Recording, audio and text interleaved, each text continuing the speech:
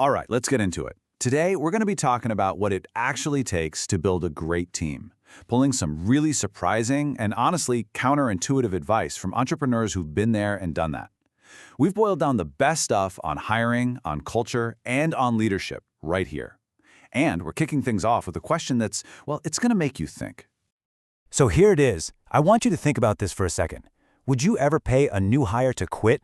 I know, it sounds completely nuts, right? You've just invested all this time and money getting them trained and up to speed, and then you offer them a bonus to just walk away? It sounds totally backwards, but believe it or not, this is a real tactic some very smart companies use. Yep, $2,000. The famous online shoe company Zappos actually did this. After a new hire finished their initial training, they'd make them what they called the offer. So why on earth would they do that? Well, the founder, Tony Hsieh, realized it was the perfect test. It was an ultimate filter for commitment. See, if someone took the money, it was a crystal clear sign they weren't really all in on the company culture. It's kind of genius when you think about it. A small, short-term cost to avoid the massive long-term headache of a bad hire.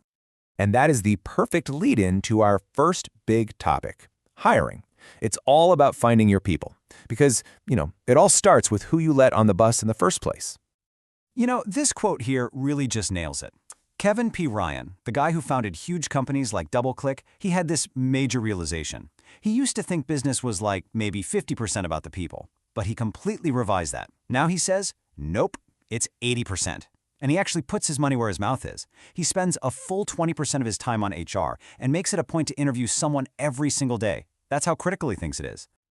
So the big question is, how do you actually find these creative, out-of-the-box thinkers? Well, it means throwing out the old, tired interview script. Forget what's your biggest weakness. Instead, give them a real, open-ended problem to chew on. Ask them what they're reading right now. That'll tell you way more about their real curiosity than a resume ever could. Look for an interesting life, not just a straight, linear career path. And yeah, don't be afraid to get a little weird with it. Ask them to design a seahorse outfit or something totally random. The point isn't to get the right answer. It's to see how their brain works when there's no script.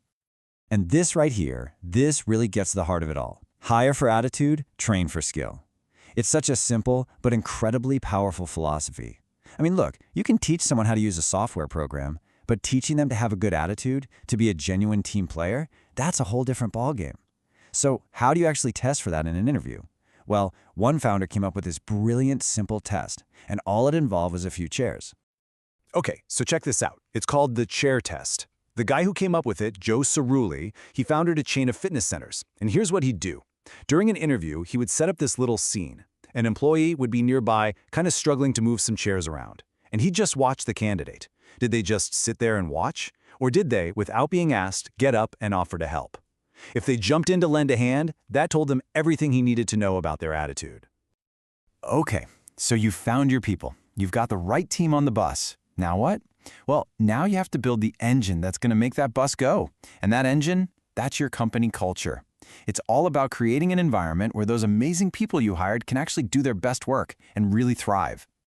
Now, this is where things get really interesting, because there's this constant tension for leaders. Do you lead with your head, or do you lead with your heart? So on one side, you have Dwayne Clark. He was all about leading with the heart. His meetings focused on appreciation, recognition, and it worked. His company's turnover rate was just a tiny fraction of the industry average. But then you got a guy like Norm Brodsky who says, whoa, hold on. For the really big make-or-break decisions, like firing someone or selling the company, you have to use your head. You need cold, hard data, because pure emotion can lead to very, very costly mistakes. So what's the real answer? It's not one or the other. You got to have both. Some of the smartest culture hacks out there are totally counterintuitive. They sound wrong at first. For instance, think everyone should be productive 100% of the time?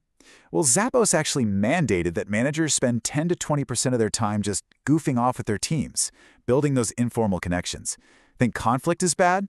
The company 37 Signals actively welcomes productive disagreement because they know that's where the best ideas come from. And what about that popular idea of a flat organization with no managers? Well, one software company found that adding middle managers actually made their employees happier because it gave them structure and a real career path. It's fascinating stuff. So, you've hired awesome people, you've built a great culture, your job's done, right? Not even close. The next big hurdle is actually keeping them. How do you make your best people want to stay for the long haul? That's what this next part is all about. And it really boils down to two key things: trust and empowerment. Just look at these numbers. They're staggering. The average food service company can see a 200% turnover rate in a single year. That means they're replacing their entire staff twice over. But then you look at a place like Nick's Pizza and Pub, and their rate is under 20%. So what's their secret? The owner has this system he calls Trust and Track. He literally teaches every single employee, from the cooks to the servers, how to read the company's financial statements. He opens the books completely. Then he trusts them to make decisions like their owners. And that feeling of trust, of being an insider, it's an absolute game changer for retention. And here's something that's become absolutely crucial, especially with the modern workforce. A paycheck isn't just about the money anymore. People want something more. They want what you could call a purpose paycheck. They want to feel like their work actually means something, that it has a positive impact on the world. And the numbers back this up. Nearly 70% of millennials say that giving back is a huge priority for them. So if you want to keep your top talent, you have to connect their daily work to a bigger mission. All right, so we've talked about hiring, we've talked about culture, we've talked about keeping your people, but all of it, every single piece, hinges on this last critical part of the puzzle. And honestly, it might be the most important piece of all: managing yourself. Because let's be real, you can't effectively lead a team if you can't even lead yourself. And this is a really tough but important story. There was this entrepreneur, Larry H. Miller. By every single measure, he was a massive success, a billionaire. But on his deathbed, he had this crushing realization. He said he was like Ebenezer Scrooge, that in his relentless drive for business success, he had completely missed his kids growing up. He'd missed their lives. It's a powerful cautionary tale that some prices are just too high to pay. So what's the ultimate goal then? Here's a thought. The greatest sign of a truly successful leader is building a business that can run perfectly without you. Let's go back to Norm Brodsky. The guy took 16 weeks of vacation a year. 16. And that wasn't him being lazy. It was a core part of his strategy. By being away, he forced his team to become self-reliant. They had to learn how to make the big calls. And in the end, it made the business way stronger, more resilient, and it saved him from completely burning out.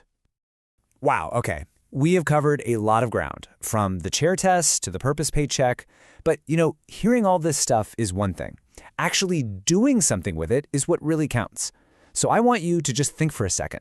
Out of everything we just talked about, what's the one idea that really stuck with you? The one thing that made you go, huh? What's one small thing you could try this week based on that idea? Because that's where it all starts.